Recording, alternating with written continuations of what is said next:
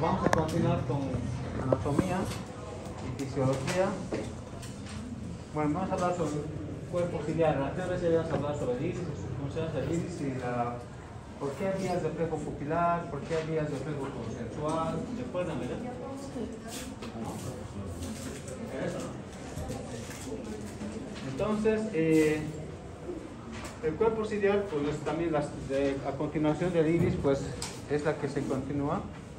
Vamos a ver aquí. Tenemos el iris y el cuerpo ciliar. Este cuerpo ciliar, como ustedes ven, aquí tienen fibras musculares y también ven estas digitaciones. Entonces, estos se llaman procesos ciliares. Ese proceso ciliar es la que produce humor acuoso. ¿Sí? El humor acuoso que hay en la cámara anterior y en la cámara posterior, pues se produce aquí, en el cuerpo ciliar, y este humor acuoso pasa a la cámara posterior y a través del iris, o mejor dicho, a través de la pupila, pasa a la cámara anterior. Una vez en cámara anterior, sale en el ángulo formado por la córnea y el iris, en el ángulo iridocorneal. Justamente ahí se encuentra esta malla. Es una red trabecular, se llama trabéculo, trabeculum. Entonces, a través del trabéculo es una red de orificios de diferentes diámetros, es como un filtro para el humor acuoso. Pasa al conducto de Schlepp, que es este, y de ahí pasa por los vasos interesclerales hacia la parte externa del globo ocular, ¿sí? Y por afuera por los vasos epiesclerales, por donde se va a drenar definitivamente. Entonces, ese es el trayecto del humor acuoso. Como es la capa media, y la capa media es vascular, entonces otra de las funciones es de nutrición a toda la parte anterior del ojo, ¿sí? Y además participa en la acomodación. Ustedes ven aquí que hay fibras musculares. Entonces, esta zónula, bueno, el cristalino tenemos aquí que está detrás del iris, y se mantiene en su posición gracias a estas fibras. Y estas fibras son las que se van a insertar en el cuerpo ciliar. Esta fibra se llama zónula de zinc. Zónula de zinc, Z-I-N-M, zinc, ¿no? Entonces, esta se inserta y estos músculos pues hacen que se contraigan o se relajen esta zónula de zinc. Entonces, ¿qué es lo que pasa? Por tanto, participa, como dice ahí, en la acomodación. ¿Qué es la acomodación?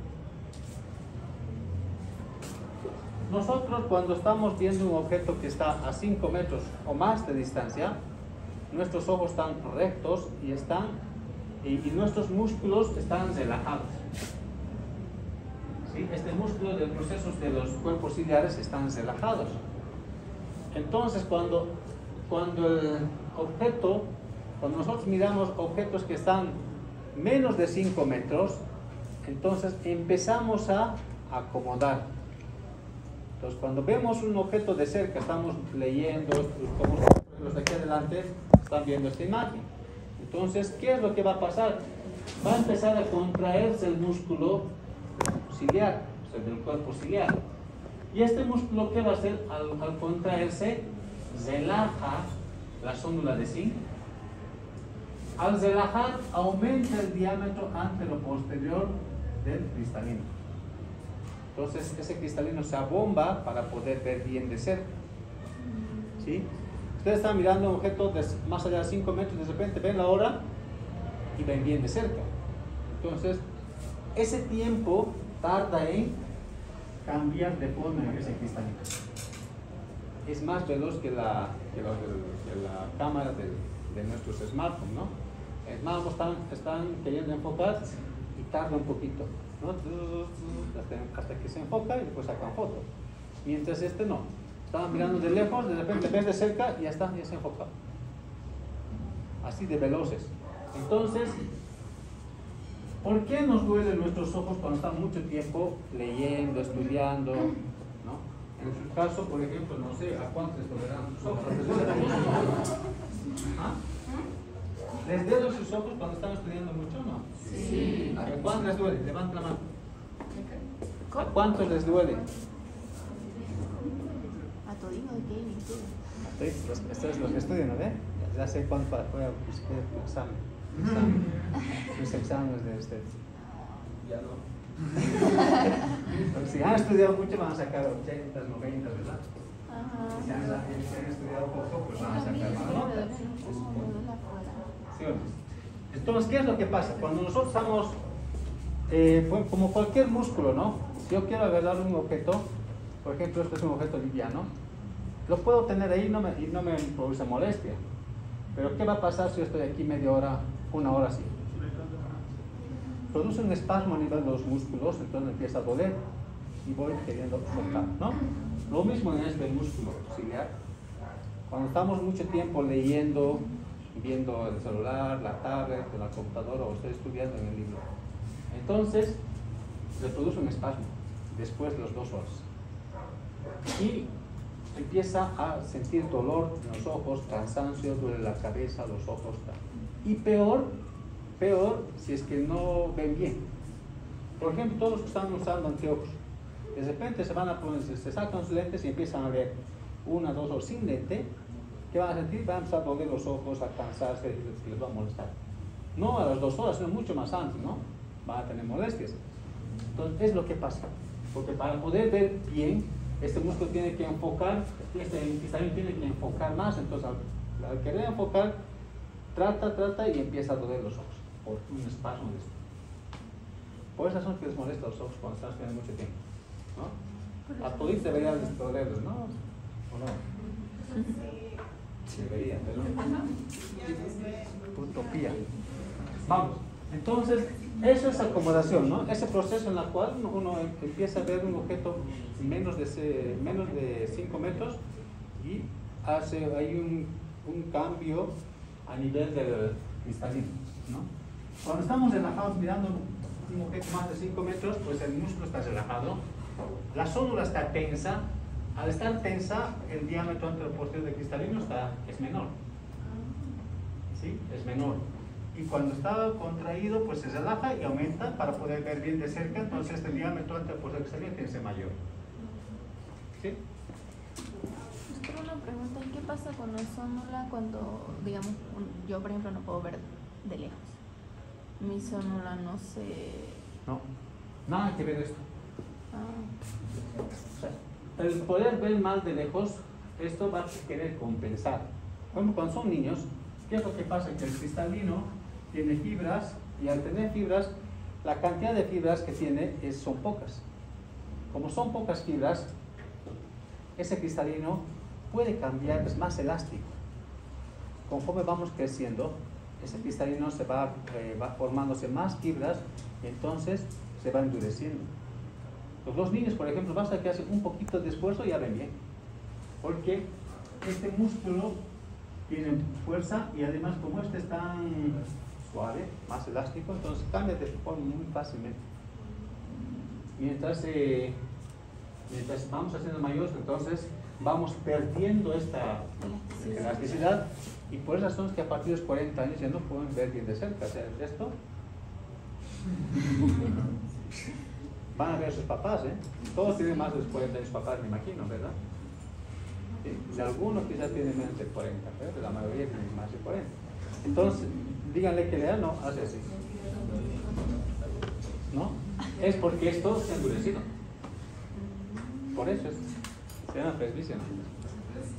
Pero si ustedes saben, mira, ustedes ahora están viendo que la anatomía y la fisiología, ¿qué hace que yo pueda ver bien de cerca, no? ¿Qué pasa en el ojo? ¿Han visto que aquí se cambia de forma? ¿Por qué? Por las fibras, por el músculo, por las fibras, porque hay pocas fibras. Entonces, y cuando hay presbicia, ¿qué pasa? El cristalino se vuelve duro, pues ya no puede. Ese músculo trata, pues cuanto más duro es, más trata y más se cansa. Entonces, por eso. Pues es fácil, ¿eh? No es nada difícil. Ustedes saben bien anatomía, fisiología, pues todo lo demás va a ser fácil. Fíjense los vasos sanguíneos en el cuerpo ciliar. Llegan de vasos sanguíneos. No voy a decir qué vasos hay ahí porque no me interesa que... Ni siquiera se van a acordar de aquí en unos años. Aquí fibras C, fibras más. Y todas las funciones que hemos hablado es parte de la pars plicata. La pars plicata tiene esas tres funciones: producir un humor acuoso, participa en la acomodación y nutrición. La pars plana está justamente detrás de la pars plicata. Es una zona de ingreso para una cirugía vitreoretiniana. Yo quiero operar por aquí, por dentro, porque aquí hay hemorragia, por ejemplo. Por cualquier motivo, está produciendo hemorragia. Puedo entrar por esa zona, porque si entro un poco más atrás, desgarro la retina y empeoro la situación. Entonces, es una zona, la pars plana solamente me sirve para una vía de abordaje de entrada para una cirugía vitreoretiniana. Nada más, para eso me sirve. ¿Sí? Ahí. ¿Cómo se llama la pars? ¿Qué? Pars plana. ¿Y la otra? Pars plicata. Pars plicata. Sí, aquí está. Ahí está. Pars plana, pars plicata. Pero, pars. Pars plana, pars plicata. Pars. Coroides. La coroide está justamente, bueno, continúa con el cuerpo ciliar. Igual, su función es la nutrición. ¿Y a quién va a dar nutrición? A la retina. Está lleno de vasos sanguíneos, la coroides. Y esta coroides, pues, da nutrición a la retina, a los 2/3 externos de la retina. Si esta es la retina, a los 2/3 externos. ¿Sí? Fíjense fíjense los lúmenes de cada vaso. Hay diferentes capas, como ustedes ven aquí: capa supracoroidea, capa de vasos largos, medianos y coriocapilar, son capas pequeñas. Este es el lumen, el orificio, ¿no?, de todo ese vaso. Es grande, medianos, y la coriocapilar son vasos más pequeños. Entonces, por la coriocapilar es por donde hace una transferencia con epitelio pigmentado, la transferencia de nutrientes, ¿no? Entonces, la coroides da nutrición a la retina, a los 2/3 externos de la retina, a través de la coriocapilar. ¿Sí? Que son los vasos más pequeñitos que hay.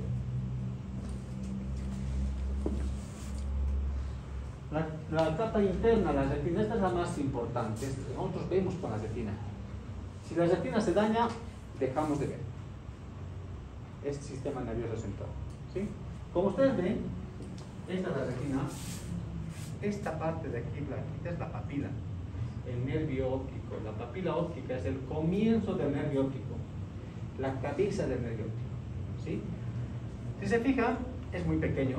Mide 1.6, 1.7 milímetros.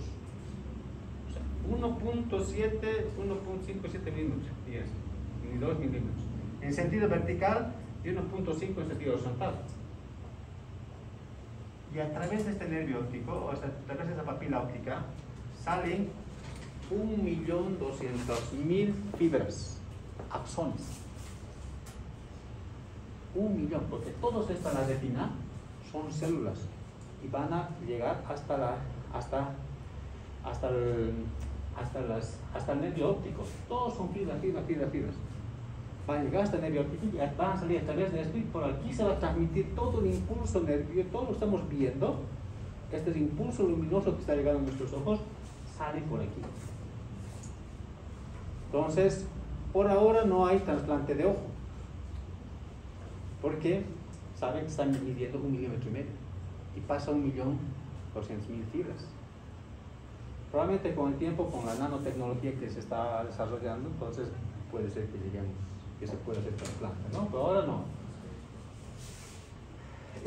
A través, bueno, por la parte central del nervio de la papila óptica sale la arteria y vena central de la retina. Arteria y vena central de la retina. La vena es la más gruesa, la más oscura que ustedes ven aquí, y la arteria es un poquito más delgada y más clara, ¿no? La diferencia entre las dos, fíjense, la vena es más gruesa que la arteria. ¿Sí? La relación arteria-vena es 3:2. Si digamos 3 centímetros es el grosor, o sea, el ejemplo, no es 3 centímetros, pero digamos 3 centímetros pues el grosor de la vena, de la arteria solamente es 2. Ese es el grosor. Relación arteria-vena 3:2. ¿Sí? Eso es lo normal. ¿Por qué? Porque en enfermedades sistémicas como la hipertensión arterial, ya sea hipertensión arterial primaria o secundaria, O también en casos de preeclampsia o eclampsia, que ustedes también saben que está relacionado con la presión, hipertensión en el embarazo. ¿Qué pasa? Ahí se produce una vasoconstricción arteriolar de las arteriolas, vasoconstricción arteriolar. Entonces la arteriola se va a reducir de grosor, entonces va a haber una vasoconstricción, por tanto la relación va a llegar a ser 3:1. ¿Sí? 3:1. Entonces por eso es importante, ¿no? Y luego, como hay tanta presión, la arteriola siempre pasa encima de la vena. La arteria siempre está pasando por encima de la vena. Entonces, como hay mucha presión, presiona a la vena hasta que revienta la vena. Pues puede producir una hemorragia. Vamos a llevar en patología de retina, vamos a llevar todo eso. ¿Sí? Pero ahora solamente anatomía, ¿no? Papila, arteria y vena central retina. Ahora fíjense, esta arteria sale con un tronco principal y luego se divide en 4 partes. Uno va a ir hacia la parte temporal superior. O sea, esta mancha negrita que ustedes ven se llama mácula. Con la mácula me permite la mejor visión. Ustedes están viendo en este momento este punto y ese punto lo están haciendo con la mácula. La mácula. El resto, todo el resto, si ustedes están mirando a un solo punto, pero también ven al resto de la imagen, pero no con detalle. Cuanto más se aleja del centro, pues se ve menos detalles, ¿no? Pero se ve. Entonces, el resto te sirve para ver la retina. La retina externa, la que te permite ver eso. Pero la parte posterior, la parte más importante de la visión, lo hacemos con la mácula. Ustedes leen, sacan la hoja, ustedes están viendo el reloj, todo con la mácula. ¿Sí? Entonces, la mácula está del nervio óptico hacia la parte temporal. Si yo hago una división, digamos, para poder decir dónde está la lesión en esta retina, puede haber aquí tumores, puede haber una hemorragia, ¿no? O desgarros también. Entonces, para yo indicar dónde está la lesión, tengo que hacer una línea imaginaria vertical y horizontal que pasen por el centro de la papila. ¿Sí? Entonces lo divido en región temporal y región nasal. La horizontal en superior e inferior. ¿Para qué me sirve hacer todo esto? Me sirve para ver mi campo de visión. Mi campo de visión. ¿Qué es lo que pasa? Esto solamente es para identificar dónde está la lesión. ¿Sí? ¿Dónde está la lesión? Aquí veo una lesión temporal superior, temporal inferior, nasal superior, nasal inferior, toda la parte superior, toda la parte inferior. O la temporal, ¿no? Así. Nuestra visión, visión no solamente es agudeza visual, la capacidad de distinguir en su máxima magnitud un objeto, una cosa, ¿no? Puedo decir a qué distancia está, a qué altura tiene, a qué altura está y qué color tiene, qué aspecto tiene, ¿no? Sino que visión también es campo de visión. Todo esto veo yo. Este campo de visión me permite la definir. Entonces, ¿qué es lo que pasa? Cuando una línea imaginaria pasa por el centro de la mácula, ¿sí? Ya sea vertical o horizontal, todo lo que está hacia la parte de la papila es nasal y temporal. ¿Sí? Nasal y temporal. Entonces, ¿qué significa? Yo estoy mirando aquí al frente, donde está puesto un ojo, miro al frente y veo desde aquí a aquí. Ustedes están haciendo lo mismo, ustedes se fijan al frente, ven un punto y de ahí ven todo un extremo, ¿no? De la parte central hacia afuera, hacia la oreja, es temporal. Y de la parte central hacia la nariz es nasal. Entonces, este es mi campo visual temporal, mi campo visual nasal. Superior, inferior. Interno. Interna hacia la nariz, nasal. Hacia aquí, hacia la oreja, temporal. ¿Por qué es importante saber eso? ¿Por qué? El ojo es así. No es así. Es así. Esta mi región nasal ve el campo visual temporal. Mi región nasal está mirando allá. No está mirando al frente. Si esto fuera temporal, estaría diciendo recto, claro, esto mira todo esto y esto mira recto. Pero no es así, es así mi ojo. Este es mi campo visual nasal, mi retina nasal ve mi campo visual temporal. Mi retina temporal ve mi campo visual nasal. Mi retina superior está mirando aquí abajo, inferior, y la retina inferior aquí arriba. Todo al revés. Si usted está mirando aquí al frente, ¿no? Usted está mirando aquí al frente, póngase, está mirando a la papila. Todo esto de aquí arriba está mirando con retina inferior. Lo de aquí arriba está, ¿no? Lo de aquí abajo está mirando con retina superior. Lo que está allá está mirando con la retina nasal y lo de allá con la retina temporal. Así está viendo. Entonces, cuando el paciente, ¿por qué es importante saber esto? Porque el paciente me va a decir, doctor, no veo esta parte. O sea, si tapas esto, ¿de dónde veo? No veo esta parte, es hacia la oreja temporal. A esta región temporal no veo. Algo hay en la retina nasal. ¿Sí o no? ¿Sí o no? Si mi paciente no ve, entonces en la parte nasal sería algo relacionado a la retina Retina temporal. Porque ¿Pero la retina temporal del es mismo ojo o del otro? del mismo ojo estamos hablando, no somos nosotros. Mismo ojo. Y si dices, doctor, aquí arriba no veo, pues mi retina inferior, hay algo en la retina inferior o viceversa, ¿no? O me dice, este cuadrante no veo. Entonces, aquí es temporal superior, nasal inferior. Aquí hay algo. Entonces, siempre donde el paciente que va a ser al contrario.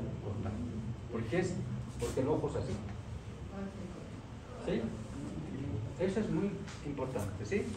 Por esa razón es importante saber cómo ve la retina, cómo dividimos, para encontrar una lesión o una línea imaginaria por la papila. Pero para mi campo de visión, una línea imaginaria por la mácula. ¿Sí? Ahora, esta parte de aquí, ustedes ven aquí, esta es la papila y esta parte blanquita de aquí es la excavación. Es una zona de ausencia de visión. Si nos fijamos, esta es la retina. Y esta depresión que ustedes ven aquí, esta partecita es una partecita blanca. Esa se llama excavación. Vamos a ver aquí, fíjense, esta es mi papila, mi nervio óptico. Y esta manchita blanca que ustedes ven aquí es excavación, es la depresión que ustedes han visto hace un momento aquí. Esta zona, la relación disco-excavación, la relación disco-excavación es 0 hasta 0,3 lo normal. ¿Qué quiero decir? Si esto fuese todo mi nervio óptico, solamente una mancha tiene que ser 0,3. Porque si es la mitad o más, o sea, si más de la mitad está blanca, eso ya es sospecha de daño del nervio óptico. Entonces, esta excavación, aquí, si esto va aumentando, en vez de ser blanco, esta partecita llega a ser hasta aquí, hasta la mitad, entonces ya sería grande, ¿no? Esa excavación, esa mancha blanca. Esa excavación es mayor. Entonces, si esto fuese 1 centímetro, hasta 0,3 es normal. 0,1, 0,2, 0,3. 0,4, 0,5, 0,6 ya es patológico. En glaucoma vamos a ver con detalle esto, pero lo normal, como les digo, es hasta 0,3. Entonces, 0,4 ya es patológico. Tengo que confirmar. O sea, 0,4 me está diciendo algo tiene ese nervio óptico. Y ese nervio óptico, ¿qué información recibe? Todo lo que estamos viendo. Entonces, ¿qué prueba me permitirá realizar o me permitirá valorar el nervio óptico? Campo visual. ¿Sí o no? Todo lo que veo se llama campo visual. Todo esto está pasando por este nervio óptico. Si veo que esto está 0,4, 0,5, 0,6, entonces este nervio óptico está dañado aparentemente. ¿Cómo yo voy a confirmar ese daño? Prueba de campo visual. ¿Cuál va a ser el síntoma del paciente si está con el nervio dañado? El primer síntoma que pierdes es la pérdida de la visión periférica. la periférica. Aquí en la periferia es la que peor, la que no nos damos cuenta, porque nosotros estamos viendo todo esto parte 10, 15 grados centrales todo el tiempo. Pero aquí en la periferia no nos ponemos atención, entonces esta es la que se va perdiendo. Cada vez más, llega un momento en que el paciente sigue viendo normal, pero están viendo como por un tubo. Todo esto ya no ve, pero ve como por un tubo. ¿No? Entonces, eso es lo que pasa. ¿Sí?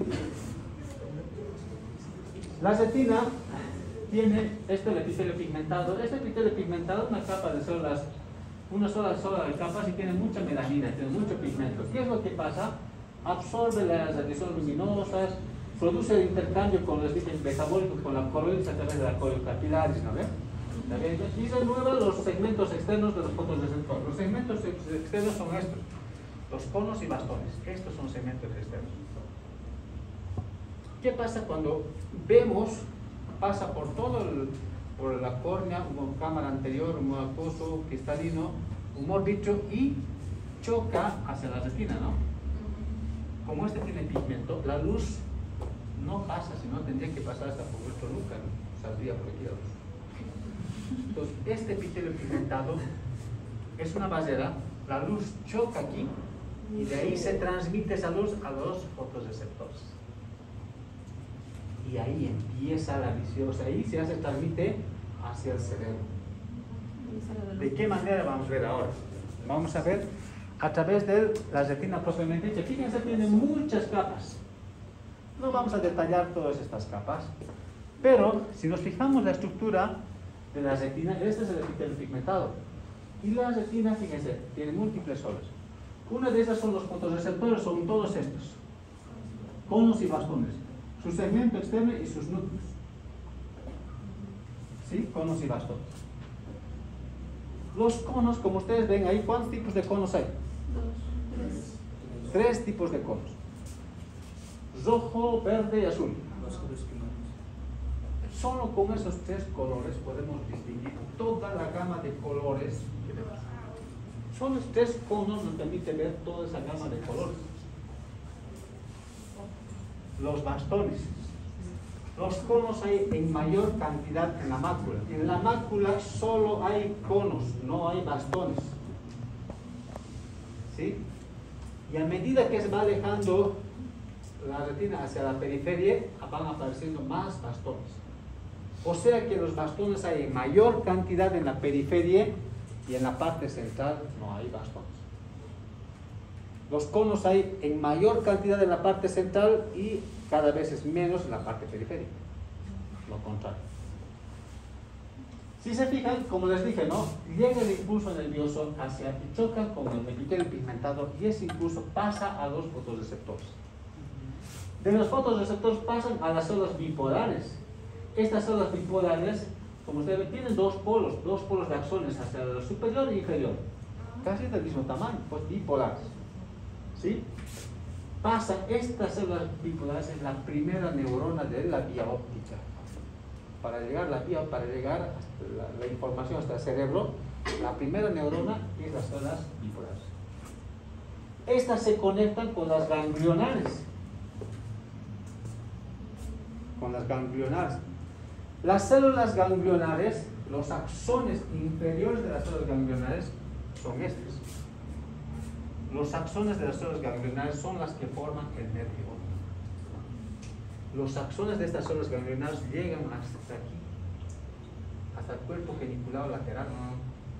Entonces es largo, un solo axón, largo. ¿Sí?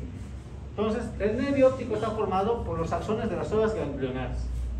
Las células ganglionares corresponden a la segunda neurona de la vía óptica. La primera bipolar es la otra. Ahora, si se fijan,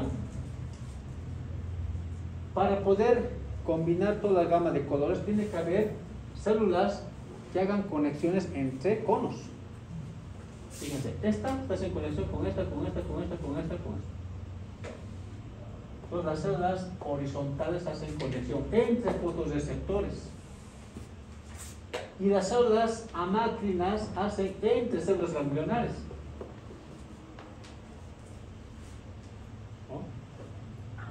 complejo, ¿no? Demasiado.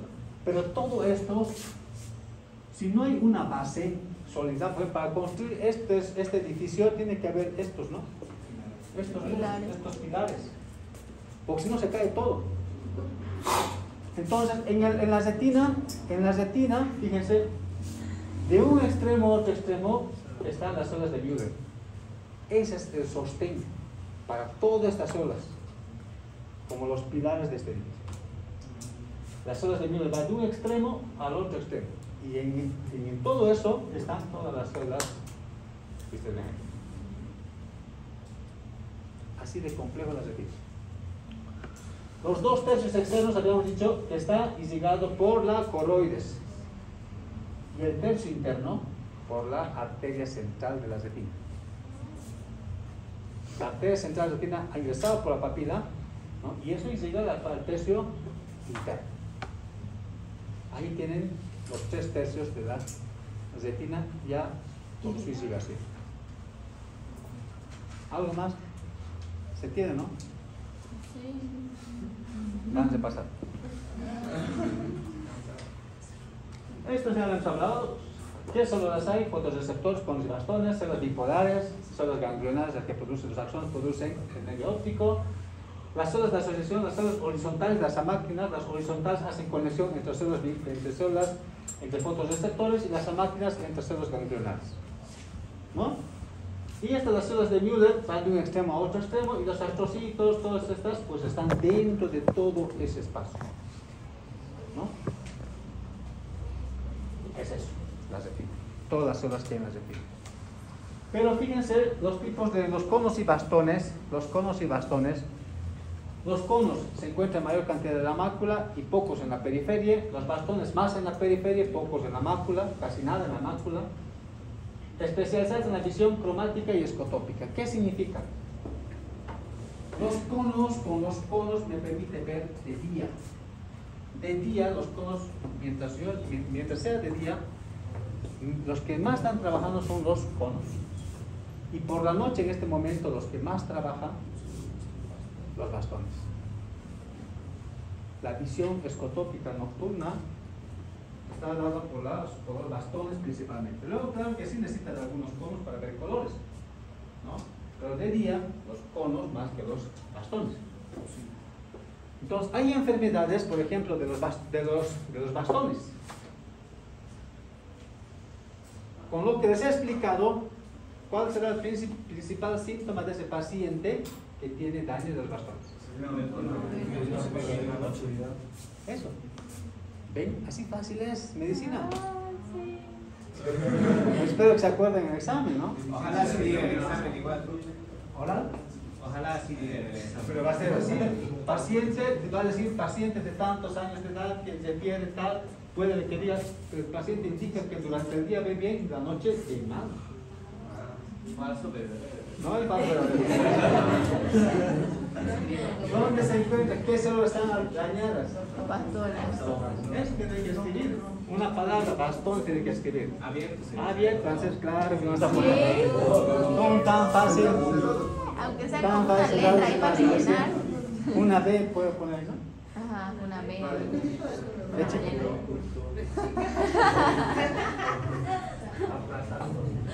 Entonces, eso, ¿no? Eso es así. Si nosotros sabemos qué funciones tiene, es fácil, es fácil. Eso es lo más importante. Anatomía, lean anatomía bien. ¿Sí? Ahora vamos a ver aquí, mira, justamente estoy en la mácula. La mácula, chicos, la mácula es una forma, mira, se ve así medio oscurita, ¿no? Ustedes han visto la mácula, una manchita hacia la región temporal de la papila. Es porque esa zona es deprimida. Dice que es una depresión, y entonces mi máxima visión lo hago por la mácula. Y en la mácula, como ustedes ven, solo hay conos. Desde aquí, conos, de aquí empiezan a bastones. Pero de aquí, solo conos. ¿Sí? Entonces, mi mácula es la parte más importante. Ahora, ¿qué pasaría si la mácula estaría dañada? ¿Cuál será el principal síntoma del paciente? No ves No es. ni de día ni de noche. ¿Daltónico? No. Tarda mucho en enfocar. No les he dicho qué pasa si el paciente no tiene, no tiene los tres conos. Eso sería el daltonismo, porque no ve colores.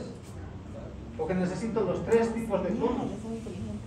Yo les he dicho cuál es el síntoma principal cuando el daño está en la mácula. ¿No enfoca? Visión borrosa ya, pero ¿a qué nivel? Problemas para el Central. A eso se llama escotoma. Cuando yo dejo de ver, este es mi campo de visión. ¿No ven? Este es mi campo de visión. Yo estoy mirando, yo les he dicho que ustedes están mirando aquí al frente y están mirando este punto de aquí que dice fovea, como su mácula en este momento. Cuando la mácula está dañada, ustedes van a ver aquí una mancha negra. Y solo van a ver a los costados. Claro, al centro no ves. Ustedes quieren leer, o sea, es como mi mano aquí. ¿Quieren leer? Les digo a todas partes. Esta parte sí pueden ver, pero la parte central no. Entonces voy a leer Escotoma así. central. Sí, ¿cómo voy a hacer para leer, doctor? Pero es fácil, ¿ves? ¿Sí o no? Claro. ¿Qué les he dicho? ¿Ves? La retina, ¿qué les he dicho? A ustedes exacto me han dicho. ¿Y qué pasa cuando los bastones en la parte del nervio óptico, cuando se afectan los bastones en la parte periférica, ¿no? ¿Qué es lo primero que se afecta? La periferia. No nos damos cuenta. Claro. Por ejemplo, esta enfermedad, hay una enfermedad que se llama, es un daño, está afectado los bastones, se llama retinosis pigmentaria. Es una enfermedad incurable. O sea, el paciente se va a quedar ciego. No hay tratamiento. ¿Cómo empieza ese paciente? Empieza a ver poco a poquito, mal por la noche, hasta que no ve por la noche y de día ve bien. ¿Y cómo va a ser? Los bastones, hemos dicho que están más en la periferia que en el centro. Entonces, ¿qué es lo primero que va a perder? La periferia. Y poco a poquito, la parte central donde hay conos y se cierra. Así se está enfermedad. Vamos a ver también con el plano de tiempo. Esta es la mácula y esta es la zona. Estas son las fibras que salen por el nervio. Estos son los axones de las células ganglionales. Axones. Millones de axones, ¿no? Miles, o sea, 1.200.000 axones. Sí. Esta es la irrigación. ¿Sí? La irrigación hacia hasta el sistema nervioso, hacia el nervio óptico. Tampoco me interesa, qué arteria irriga, tal cosa. No, a mí me interesa más esto que ustedes están viendo, la visión, la retina, qué ve la retina nasal, temporal, superior, la mácula, para qué me sirve, la periferia, con qué estructuras veo, qué células veo en la periferia más, la central, qué células. Eso es lo que me interesa que ustedes sepan. Pero esto de qué arteria, qué vena, no es interesante, ¿no? Nada nos vamos a olvidar. Cristalino. Vemos, es una lente. La primera lente que habíamos visto, ¿cuál era la primera lente que hemos visto? Córnea. ¿Cuánto de poder tenía? 40, 42, ¿no? Perfecto, muy bien. Este cristalino tiene un poder entre 20 y 21. El poder del cristalino es 20 más 20 o más 20 más 21. ¿Sí? Dioptría. Usted se fija, es biconvexo. Biconvexo. Está en su sitio gracias a la zónula de zinc, que se inserta, habíamos dicho, en el cuerpo ciliar. Fíjense, esta es la zónula de zinc. Es avascular, por esa zona es transparente. Avascular, por esa zona es transparente. ¿Qué pasa si pierde la transparencia? ¿Qué se llamará? Catarata. Ah, sí. ¿No? Eso espero que se acuerden en internado. ¿Qué es la catarata? La pasada de cristalino. Así, pero no pero van a ver, se van a olvidar. Espero que no se olviden, ¿eh? Muchos se han olvidado, ¿eh? Yo, cuando vienen los internos les pregunto, ¿qué es el catarata? Porque piensan, incluso a veces piensan los internos que catarata es la carnosidad que tienen, peligro. Pasa, ¿eh? Entonces, es lo que contiene agua y proteínas. Agua un 66%, un tercio proteínas. En la cámara anterior hay humor acuoso. Y en el humor acuoso no hay proteínas. Estas proteínas salen del cristalino y producen un proceso inflamatorio importante. Entonces, cuando hay trauma ocular, por ejemplo, se perfora la córnea por, no sé, por una aguja, por el metal. Entonces, daña el cristalino, salen las proteínas y empieza el proceso inflamatorio que puede llevar a la ceguera total. Hace que todo se cicatrice, se pegue todo en la parte del ojo. Entonces, este cristalino, si nos fijamos aquí, la córnea, el cristalino, eso les digo siempre, lo están pasando conmigo, ustedes ninguno que lo está pasando, no están pasando el viernes. Esto les muestro en la práctica y esto es lo que tienen que ver, todo esto es el cristalino. Ustedes cuando vean la pupila, están viendo esta luz, corresponde al cristalino. Desde la parte anterior a la parte posterior. Esta es la córnea y el espacio que hay entre estas dos es la cámara anterior.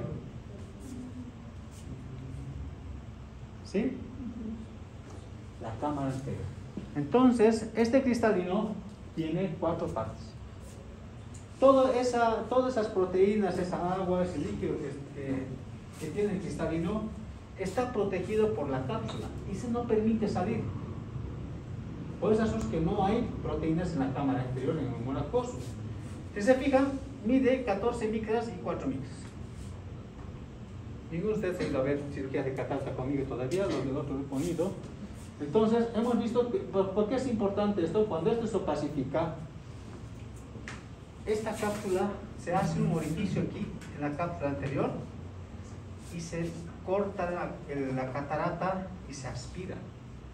Y en este lugar, en esta cápsula, se coloca la lente intraocular. Y reemplazo, porque la catarata es la opacificación del cristalino. Entonces es una lente que está opaca. Entonces tengo que reemplazar por otra lente artificial. Saco ese cristalino, esa catarata y coloco otra lente en este sitio. Esa es la cirugía de catarata, ¿no? Entonces, si se fijan, mide 14 micras la cápsula anterior y la cápsula posterior 4 micras. Si 500 micras hacen medio milímetro, ¿se imaginan 14 y 4 micras? Muy chiquito. Es una membranita, ¿no? Bien finita, ¿sí? Que hay que tener cuidado, porque aquí ya está el vítreo. Y el vítreo, si perforamos esto, el vítreo se le viene adelante. Todo de atrás se separa y se complica la cirugía, ¿no? Entonces, les había dicho, uno de los compañeros me decía, pero doctor, ¿por qué no puedo ver bien de cerca? Porque veo mal de lejos, ¿no? Y los niños ven mejor, les había explicado, porque tienen pocas fibras. ¿Quiénes producen esas fibras? El epitelio. ¿Dónde está ese epitelio? Debajo de la cápsula anterior del cristalino. ¿Se fijan? Una capa de células. Estas son las que producen esas fibras que ustedes ven aquí. Esas fibras, cada vez al nacer, nacemos con pocas y cada vez vamos creciendo y van apareciendo más fibras y van a compactarse todo en la parte central y van a formar el núcleo del cristalino. Como anillos. Es como un árbol, ¿no? Un árbol, cuanto más edad tiene más anillos, ¿verdad? Lo mismo en esto, ¿no? Y llamamos corteza a esta parte periférica y al núcleo la parte central. ¿Cuánto mide? En sentido anterior-posterior más o menos 4 milímetros y a nivel del ecuador pues más o menos hasta 9-10 milímetros, casi 1 centímetro. Casi. Y pesa más o menos 255 miligramos ese cristalino. ¿Sí? La acomodación, como les había hablado, pues su función principal del cristalino es acomodación.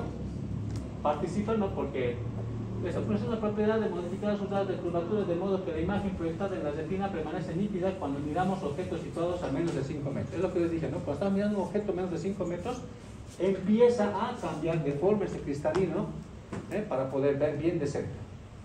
Pero además, cuando estamos viendo un objeto de cerca, mis ojos hacen este desplazamiento. yo no veo de cerca, mis ojos están así rectos, ¿no? Están así. Se llama convergencia. Y además, para poder enfocar bien esa imagen, produzco miosis. Entonces, cuando estamos acomodando, o sea, cuando estamos viendo un objeto de cerca, hacemos convergencia y miosis. Cuando veo de lejos, estoy viendo aquí de cerca, ahora quiero ver a la distancia, hago esto, desplazamiento hacia afuera, divergencia. Y un poquito de intensidad. ¿Sí? Por último, el vítreo. El vítreo está en toda la cámara vítrea, está detrás del cristalino. Esa vascular, este es un gel, está compuesto por agua, colágeno y ácido hialurónico. Esto hace que sea más denso ese líquido. Es un gel transparente. Tiene zonas de adherencia. Este vítreo está pegado justo detrás del cristalino, de la zona de zinc, toda esta zona de aquí, en la parte más periférica de la retina, ahí está la base.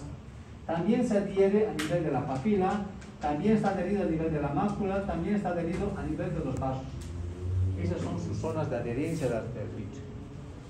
Ustedes, o sea, los que usamos anteojos, han debido notar que cuando ven el cielo o ven una pared blanca, ven unas telarañas, con unas moscas, con unos hilos que se van moviendo de un lado a otro lado. Yo miro a un lado y me sigue, miro a otro lado y me sigue. Los que no han notado todavía, pues van a hacer eso, ¿eh? Van a mirar un poquito al cielo y van a ver eso. Se ve un poco, ¿eh?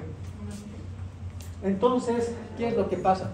Que el vítreo, cuando está adherido, pues no tenemos ninguna molestia. Pero cuando ya el ojito, realmente cuando nosotros los que estamos en la ciudad tenemos más miopía que en la periferia, o sea, que los que están en el campo, en las provincias. Porque se relaciona la miopía con el estar viendo mucho tiempo de cerca. Cuanto más ves tu objeto de cerca, generas más miopía. O sea, que no estudie. La solución. Por eso aquí hay pocos miopes. Excusa para que Por eso hay pocos miopes, ¿no? Mentira. Entonces, eso es lo que pasa. Entonces, en la miopía crece el ojito un poquito más.